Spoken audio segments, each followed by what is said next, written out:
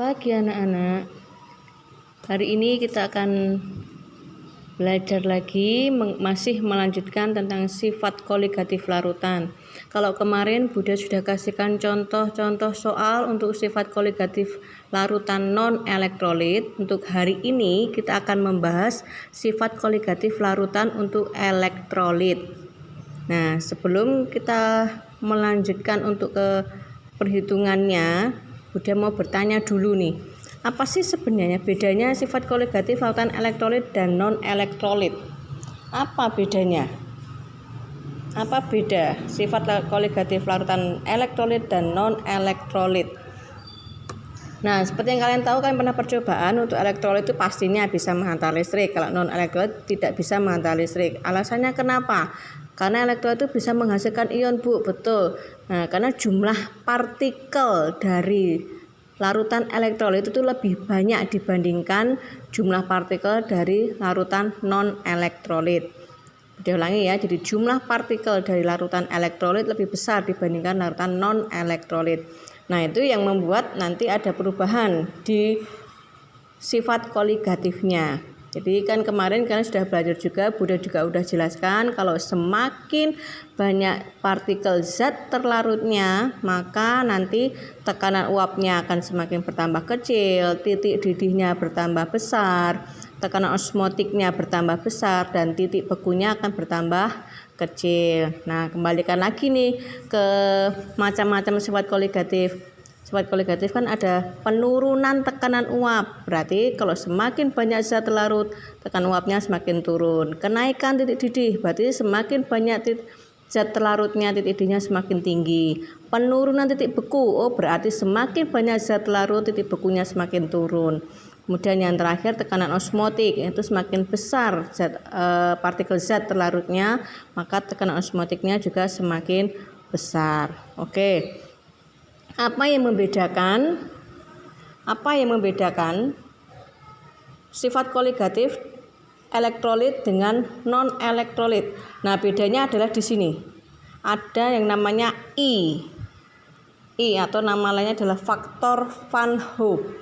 Nah, ini ya. Jadi I itu adalah faktor Van Hoff. Oke, I bukan dengan I.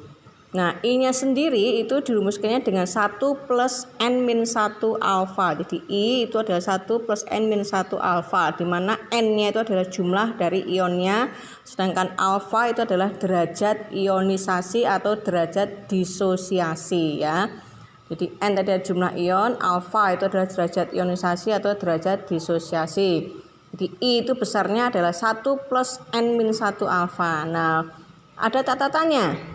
Bagaimana kalau nanti tidak diketahui alfanya, Bu, di dalam soal?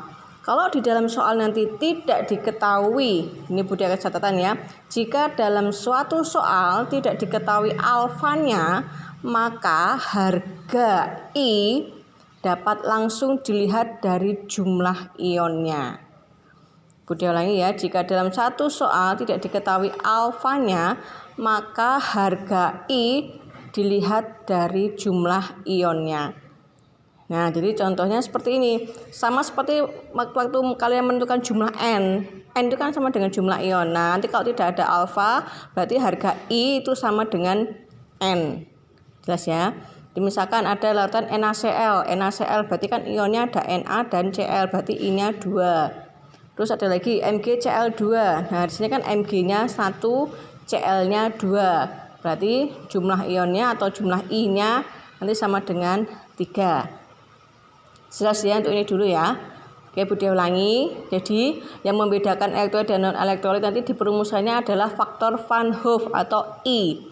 I sendiri rumusnya adalah 1 plus N-1 alfa, di mana alfa itu adalah derajat ionisasi. Nah, jika tidak diketahui alfanya, maka harga I itu sama dengan N. Ya, harga I sama dengan N. Jadi jika tidak diketahui alfanya, oke. Nah, kalian kemarin sudah belajar perumusannya nih. Tekanan uap ya. Ini kan perumusannya kemarin seperti ini ya kan. Kalau P itu XP kali P0, di mana P0 itu adalah tekanan uap pelarut. Sedangkan XP itu fraksi mol pelarut. Nah, nanti untuk sifat koligatif letak bedanya di mana?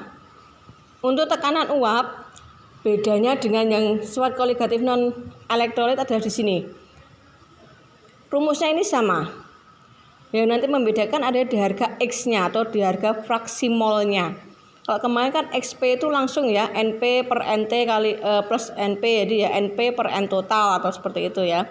Dengan kalau XT berarti NT per N total. Nah, bedanya nanti di sini.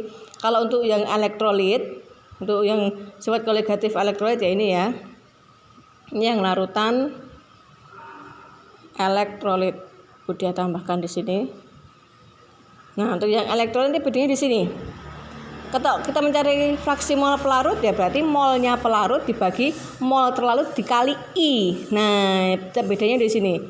Kalau untuk larutan elektrolit nanti menghitung fraksi mol pelarut maka molnya terlarut harus dikalikan I. Nah, di sini juga begitu. Jadi N terlarutnya harus dikalikan I. Kalau kita mencari fraksi mol terlarut berarti N terlarutnya kali I dibagi N terlarut kali I ditambah N pelarut. Gede di sini ya, jelas ya. Jadi kalau kemarin kan ini tidak ada I-nya. Tapi kalau sekarang untuk elektrolit nanti NT-nya harus dikalikan I. Ingat NT-nya ya dikalikan I. Untuk penghitungan sifat koligatif tekanan uap. Oke. Sedangkan untuk titik didih dan titik beku hampir sama rumusnya juga sama seperti kemarin. Kemarin kan hanya seperti ini. Nah, delta TB KB kali M, delta TF KF kali M. Nah, sekarang ditambahi dikali I. Jadi kalau delta TB-nya nanti KB kali M kali I, delta TF-nya KF kali M kali I. Nah, harga titik didihnya atau TB masih sama, berarti tinggal titik didihnya pelarut ditambah delta TB. Karena TB pelarutnya nanti air, maka harga TB itu pasti di atas 100. Nah, kalau untuk mencari TF atau titik beku larutan, kalau seperti ini berarti ini larutan ya. Kalau ada nolnya di sini, tanda di sini itu berarti artinya dia itu pelarut. Kalau mencari titik beku larutan, maka harganya adalah TF pelarut dikurangi delta TF. Di mana TF pelarutnya kalau dia air berarti 0. Nah, 0 dikurangi delta TF-nya berapa? Berarti hasilnya nanti titik beku larutannya adalah minus. Jelas ya bedanya ya. Jadi bedanya ada letaknya di sini. Di sini tambah kali I. Besarnya I berapa? Besarnya I seperti ini tadi. Nah, kalau tidak diketahui alfa, berarti besarnya I sama dengan jumlah ion. Oke, jelas ya. Tekanan osmotik juga seperti itu. Kalau kemarin tekanan osmotik rumusnya hanya seperti ini, MRT. Sekarang ditambahi kali I. Nah, kemudian osmotik sendiri ada 3. Ada isotonik, hipertonik, dan ada hipotonik. Kalau isotonik itu nanti harga P1 sama dengan P2. Kalau hipertonik, P1-nya lebih besar dari P2. Kalau hipo, P1 lebih kecil dari P2. Seperti itu ya. Harga R-nya masih sama, 0,082. Terus T-nya itu harus dalam Kelvin. Berarti derajat Celciusnya nanti ditambah 273. Nah, seperti ini. Oke ya. Untuk perumusannya sama dengan yang kemarin, hanya bedanya nanti kita tambahi I. Seperti itu, oke? Kita habis ini akan langsung bahas tentang pembahasan untuk contoh soalnya.